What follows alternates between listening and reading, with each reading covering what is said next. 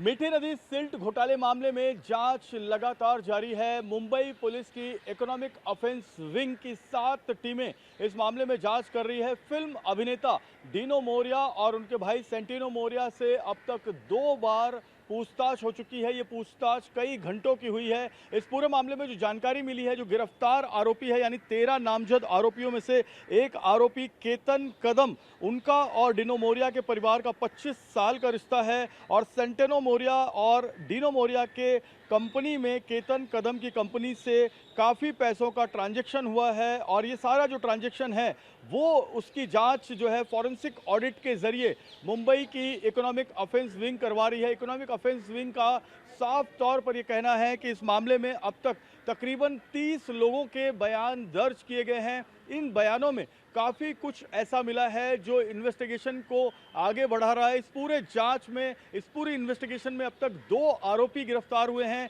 जबकि 11 आरोपी अब भी फरार हैं, जिसमें से कुछ आरोपियों ने अग्रिम जमानत के लिए कोर्ट में अर्जी डाली, जिसमें 2 आरोपियों को अग्रिम जमानत मिल भी चुकी है। एक बड़ी बात यह है कि केतन कदम के रिश्ते बॉलीवुड में बहुत सारे फिल्मी सितारों से थे। इसके अलावा राजनीतिक परिवारों में भी उसकी दखल थी। सबसे बड़ा सवाल यह है कि बिचौलिए का रोल करने वाला केतन कदम, जिसने जो एक विदेशी कंपनी को, उनकी मशीनों को इस सिल्ट घोटाले में जो है वो शामिल किया, तो इस पूरे मामले में नीदरलैंड की कुछ कंपनी का भी नाम आ रहा है। और इस मामले में एक बड़ी जो खबर है वो ये है कि जो इनकम टैक्स डिपार्टमेंट है वो भी इस मामले की पैरेलल जांच कर रहा है। और साथ ही साथ प्रवर्तन निदेशालय ने भी इस मामले में ईसीआर दर्ज कर अपनी जांच शुरू कर दी है। यानी मनी लॉन्ड्रिंग का मामला साफ तौर पर है। और मनी लॉन्ड्रिंग का मामला कहां से कहां तक है, इसकी जांच में प्रवर्तन निदेशालय यानी इन्फोर्समेंट डायरेक्टरेट ईडी भी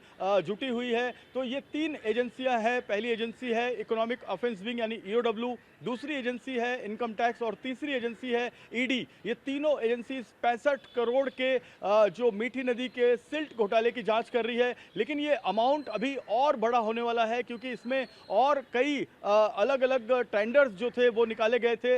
एक टेंडर निकाला गया था कंपाउंड वॉल बनाने का, एक टेंडर निकाला गया था सिल्ट के अलावा जो गाद है उसे डंप करने का, और एक टेंडर निकाला गया था मीठी नदी को चौड़ा करने का। यानी प्रोजेक्ट अफेक्टेड पीपल जो थे, जो कमर्शियल और रेसिडेंशियल पीपल थे, उनको शिफ्ट करने का। तो ये चारों पांचों टेंडर की जांच इसी जो सिल्ट घोटाले की जांच हो रही है इसी से जोड़ा जाएगा। और इसमें अभी और कई लोगों के बयान दर्ज किए जाएंगे। वहीं जो भारतीय जनता पार्टी के विधायक हैं प्रसाद लाड़, जिन्होंने पहली बार ये मामला महाराष्ट्र की असेंबली में उठाया था, वो भी प्रेस कॉन्फ्रेंस ले रहे हैं। और उनका कहना है कि इसमें अभी कई पॉलिटिकल पार्टियों के नेताओं और अभिनेताओं के नाम जुड़ने वाले हैं, जिन्होंने ये ठेकेदारों को दिलाने में बिचौलिए की भूमिका निभाई थी और अपने प्रभाव का दुरुपयोग किया था।